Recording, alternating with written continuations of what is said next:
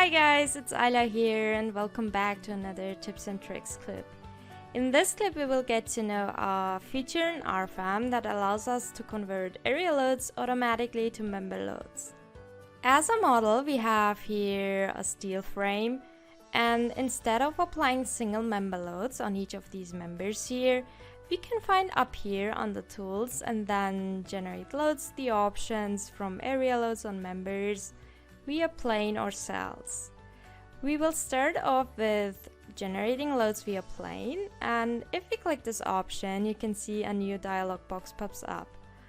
As the area load direction we will choose the global Z direction, and we will apply a load magnitude, for instance, of 2 kilonewtons per square meter. All we have to do now is to choose the corner nodes where we'd like to apply the area load. And by doing this, it's important to make sure closing the plane so that the members are getting highlighted like this.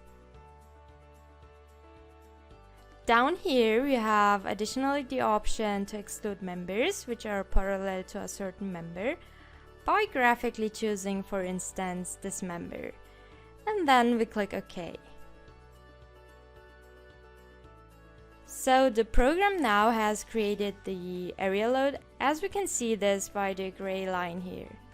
To see how this load is applied to each member, we can right click and then choose display separately.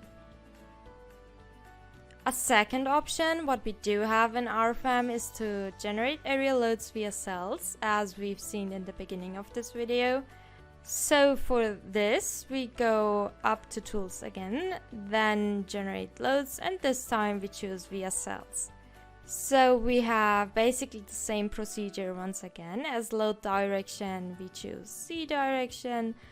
The load magnitude, let's say maybe this time we enter 1 kilonewton per square meter. And the difference now is that we are choosing, instead of applying existing cells out of the model. Let's choose, for instance, these cells here.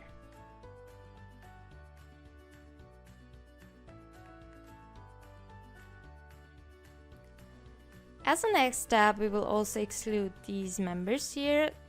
Then we click OK to generate the area load. So thank you for watching, and if you like this video, don't forget to like and subscribe.